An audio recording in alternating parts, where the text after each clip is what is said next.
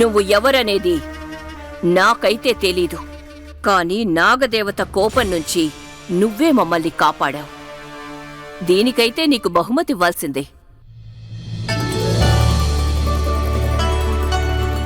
ఒక్క మాట చెప్పు, నీకు భయం అనిపించలేదా? లేదు, నేను గ్రామం నుంచి వచ్చాను.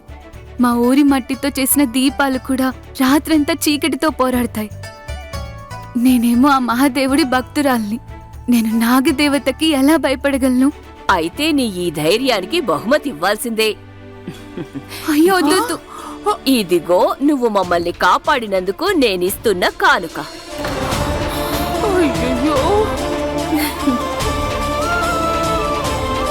నాకు తెలుసు చాలా విలువైందని, కానీ మా ప్రాణాల కంటే కాదు కదా.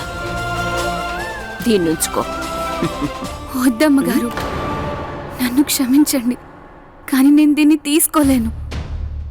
నేనేదైతే చేశానో అది నా బాధ్యత. నేను కేవలం ఇక్కడ పూలు పెట్టి అలంకరించడానికి వచ్చాను. ఆ భగవంతుడు దానికి కూడా డబ్బులు ఇప్పించాడు. ఆయన దర్శనం కూడా లభించింది. ఇంకా నాకు దానికి మించేది అవసరం లేదు. మీ దగ్గర ఉంచండి. ధన్యవాదాలమ్మగారు.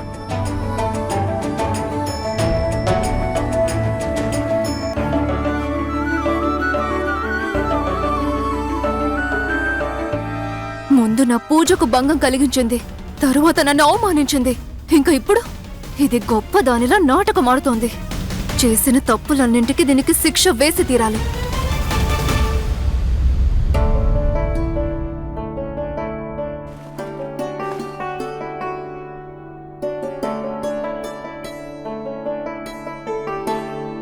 ఇది ఊరిలో మొదటి సంపాదన. ఇంకా ఇలానే డబ్బులు పోగు చేసి నేను నా పొలానికి అప్పు తీర్చేస్తాను. అరే, ఏం చేస్తున్నారు మీరు? ఇవి నా డబ్బులు నాకు ఇచ్చేయండి. నిన్ను ఇంటికి పూలు అలంకరించడానికి తీసుకొచ్చాను కదా, మరి ఇంటి లోపలికి వెళ్ళేందుకు తమాషా చేస్తున్నావు? ఇప్పుడు నీకు ₹1 కూడా దక్కదు. తమాషా? నేనేం తమాషా చేశాను? నేనే తమాషా చేయలేదు. ఇవి నా డబ్బులు నాకు ఇచ్చేయండి. అలాగా? అసలే డబ్బులు ఇప్పుడు నేను ఇక్కడ పనిలో పెట్టుకోవడం లేదు. వెళ్ళు ఇక్కడి నుంచి. అలా చేయకండి. వెళ్ళు, వెళ్ళమని చెప్పాను కదా.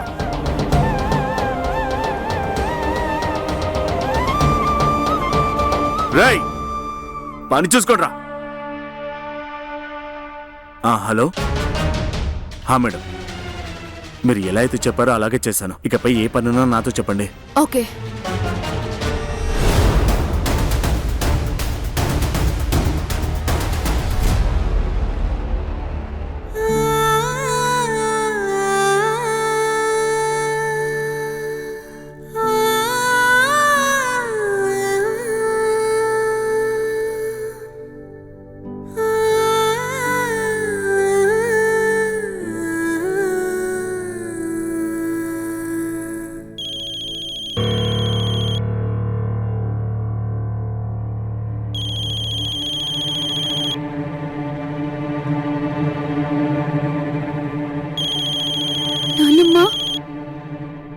హలో నానమ్మ.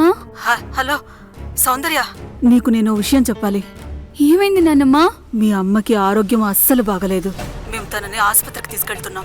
ఏంటి ఆసుపత్రి?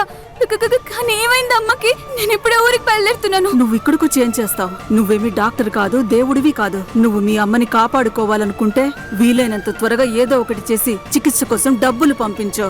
నానమ్మ, నేను అమ్మకి ఏం అవ్వనివ్వను. నేను డబ్బులు ఏర్పాటు చేస్తాను. మీరు అమ్మని జాగ్రత్తగా చూసుకోండి. సరే, ఉంటాను. అమ్మా,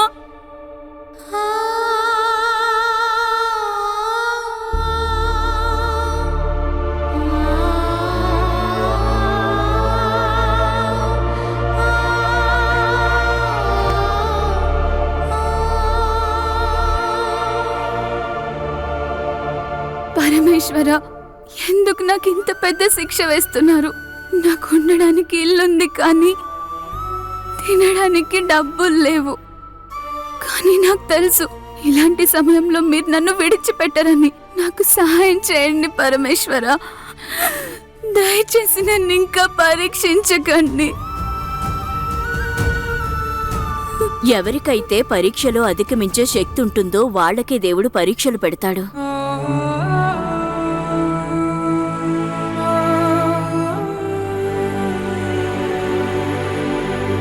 తీసుకో ఆ దేవుడి ప్రసాదం. ఇదిగో,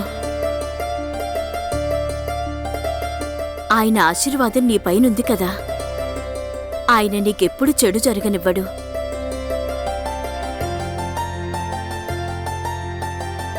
తీసుకో, ఈ డబ్బు తీసుకో. కష్టంలో ఉన్నట్టున్నా ఉపయోగపడతాయి. అయ్యో వద్దొద్దమ్మగారు, నేను ఈ డబ్బులు తీసుకోను. అమ్మగారు అంటున్నావు కానీ అమ్మ చెప్పేది వినవా? ఆ దేవుడే సాయం చేస్తున్నాడనుకో.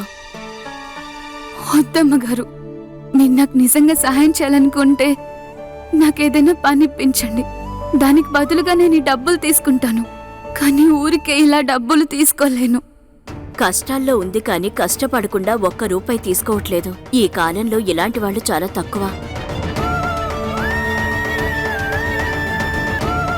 నేనీ అమ్మాయిని ఇంట్లో పని కోసం పెట్టుకోవచ్చు, కానీ ఎవరిని అడగకుండా ఎలా పెట్టుకోవాలి?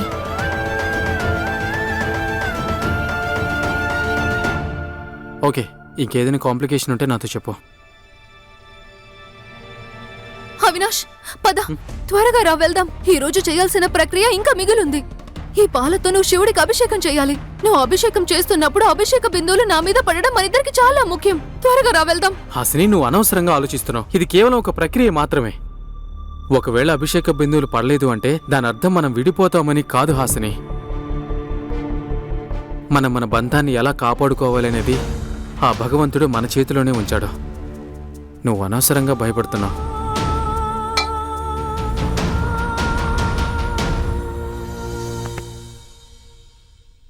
అవినాష్, నేను నీకు మాటల్లో చెప్పలేను.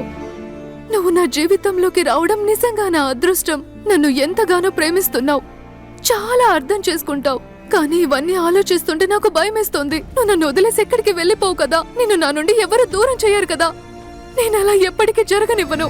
నేను ఎప్పటికీ అలా జరగనివ్వను. నన్ను వదిలేసి నువ్వు ఎక్కడికి వెళ్ళనని నాకు మాట ఇవ్వు.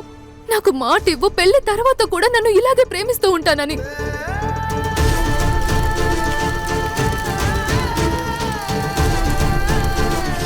మాట ఇవ్వు, నువ్వు నాకు ఎప్పుడు అబద్ధం చెప్పనని.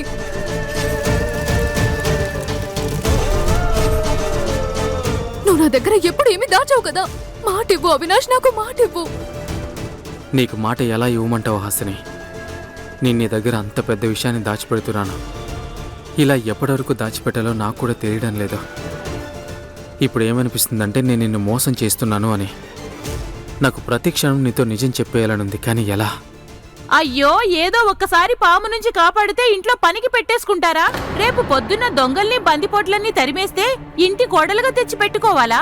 అయ్యో, ఇంట్లో ఇంతమంది పనివాళ్ళు ఉన్నారు కదా. చూడండి అక్కయ్య, ఈ అమ్మాయి నిజాయితీ పరురాలు. తనకి పని అవసరం ఉంది, మనకు వంటింట్లో సహాయంగా ఉంటుంది. అయ్యో, ఆ అమ్మాయి ఎలా ఉందో చూడండి. ఛీ!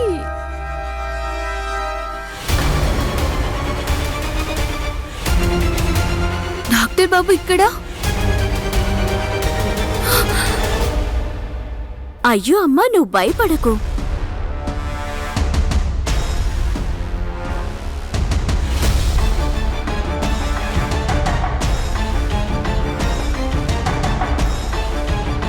ఏమైందమ్మా? దేని గురించి వాదించుకుంటున్నారు? అయ్యో బాబు, ఉన్న బలంగా మీ అమ్మకి ఈ అమ్మాయి మీద ఎంత ప్రేమ వచ్చిందో చూడు. తన గురించి ఏమీ తెలుసుకోకుండా పనిలో పెట్టుకుంటానంటుంది. నువ్వే చెప్పు, ఇది ఇల్లా లేదంటే ధర్మశాల? ఎవరెవరినో తీసుకొచ్చి ఇంట్లో పనిలో పెట్టుకోవడానికి? నువ్వే చెప్పు. బాబు, నాగదేవతకి కోపం వచ్చి అత్తయ్యని కాటేయడానికి వచ్చింది. ఈ అమ్మాయి నాగదేవతను శాంతింపజేసి జానకత్తయ్య ప్రాణాలు కాపాడింది. మనం ఏ మాత్రం సాయమైనా చెయ్యాలిగా.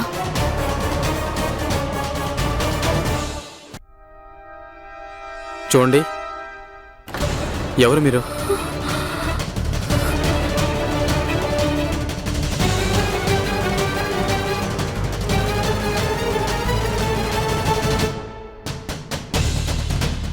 అమ్మా, నువ్వేం భయపడకు, చెప్పు.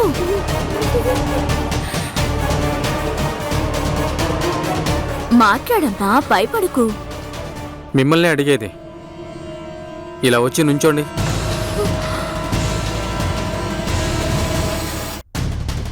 అమ్మా, భయపడకు. అయ్యో చెప్పు. ఇలా చూడు, తిరుగమ్మా, నువ్వు భయపడకు.